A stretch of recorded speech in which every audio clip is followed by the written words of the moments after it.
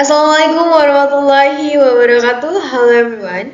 Before we begin our presentation, let me introduce my name. My name is Indriani. I am from Management 22B and my NPM is 2411116 and 5. Baiklah, saya akan menjelaskan mengenai materi hipotesis testing.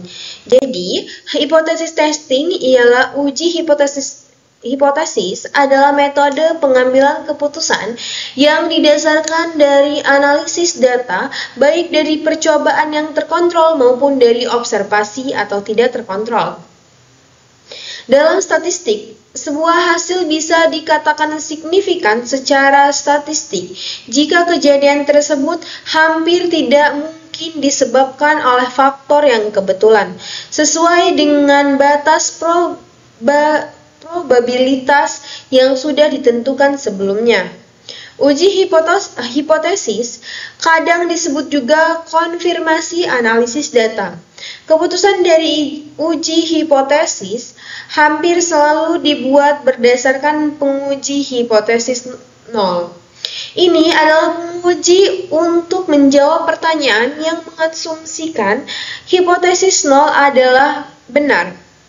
Daerah kritis bahasa Inggris, critical region, dari uji hipotesis adalah serangkaian hasil yang bisa menolak hipotesis nol. Untuk menerima hipotesis alternatif, daerah kritis ini biasanya disimbolkan dengan huruf C.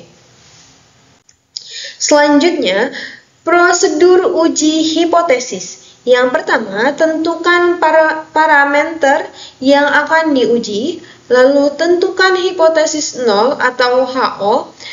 Yang ketiga, tentukan hipotesis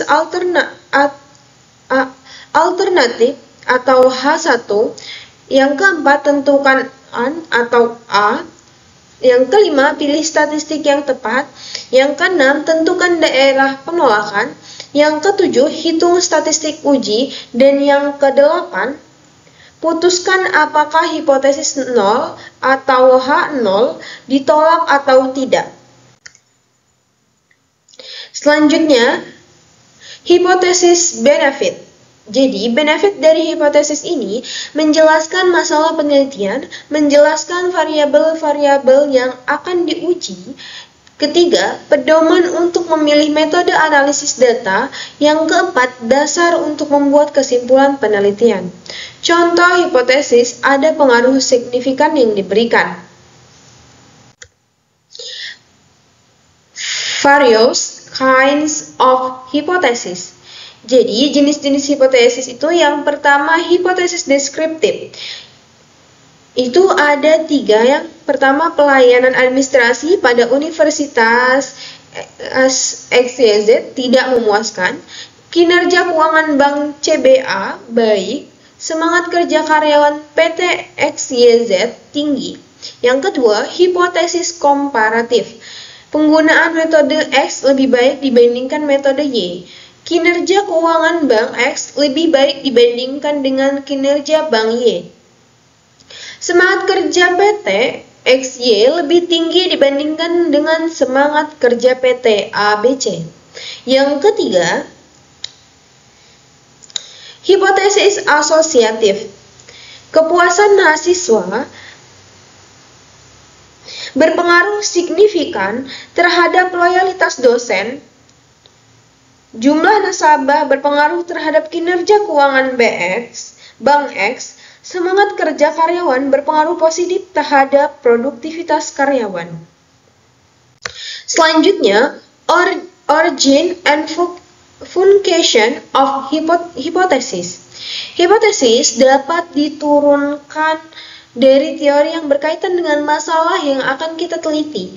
Jadi, hipotesis tidak jatuh dari langit secara tiba-tiba. Misalnya, seorang peneliti akan melakukan penelitian mengenai harga suatu produk.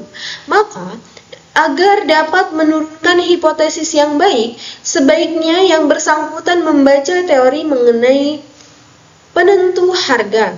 Fungsi hipotesis. Yang pertama, hipotesis merupakan kebenaran sementara yang perlu diuji kebenarannya. Oleh karena itu, hipotesis berfungsi sebagai kemungkinan untuk menguji kebenaran suatu teori.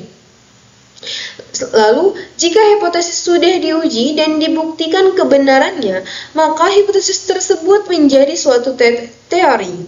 Jadi, sebuah hipotesis diturunkan dari suatu teori yang sudah ada, kemudian diuji kebenarannya pada akhirnya memunculkan teori baru. Selanjutnya, how to formulate a hypothesis. Cara merumuskan hipotesis ialah yang pertama, rumuskan hipotesis penelitian. Yang kedua, hipotesis operasional, dan yang ketiga, hipotesis statistik. Selanjutnya, research hipotesis. Hipotesis penelitian ialah hipotesis yang kita buat dan dinyatakan dalam bentuk kalimat. Contoh, ada hubungan antara gaya kepemimpinan dengan kinerja pegawai. Contoh lainnya, ada hubungan antara promosi dan volume penjualan. Selanjutnya, operational hypothesis. Hipotesis operasional ialah mendefinisikan hipotesis secara operasional variabel-variabel yang ada di dalamnya agar dapat dioperasionalisasikan. Misalnya, gaya kepemimpinan dioperasionalisasikan sebagai cara memberikan instruksi terhadap bawahan. Lalu, kinerja pegawai dioperasionalisasikan sebagai tinggi rendahnya pemasukan perusahaan. Statistical hypothesis. Hipotesis statistika ialah hipotesis operasional yang diterjemahkan ke dalam bentuk angka-angka statistika sesuai dengan alat ukur yang dipilih oleh peneliti. Dalam contoh ini, asumsi kenaikan pemasukan sebesar 30%, maka hipotesisnya berbunyi sebagai H0 dibagi P sama dengan 0,5, H1 dibagi P sama dengan 0,3. Pemasukan perusahaan. Jika H1 diterima, maka H0 ditolak. Artinya, ada hubungan antara cara memberikan instruksi terhadap bawahan dengan tinggi sampai rendahnya pemasukan perusahaan. Selanjutnya, consideration in formulation hypothesis. Harus mengekspresikan hubungan antara dua variabel atau lebih. Maksudnya, dalam merumuskan hipotesis, seorang peneliti harus setidak-tidaknya mempunyai dua variabel yang akan dikaji. Kedua variabel tersebut adalah variabel bebas dan variabel terikat. Jika variabel lebih dari dua, maka biasanya satu variabel terikat, dua variabel bebas. Harus dinyatakan secara jelas dan tidak bermakna ganda. Artinya, rumus hipotesis harus bersifat spesifik dan mengacu pada satu makna, tidak boleh menimbulkan penafsiran lebih dari satu makna. Jika hipotesis dirumuskan secara umum, maka hipotesis tersebut tidak dapat diuji secara empiris. Harus diuji secara empiris, maksudnya ialah memungkinkan untuk diungkapkan dalam bentuk operasional yang dapat dievaluasi berdasarkan data yang didapat secara empiris. Sebaiknya, hipotesis jangan mencerminkan unsur-unsur moral, nilai-nilai, atau sikap. Okay guys, thank you for attention.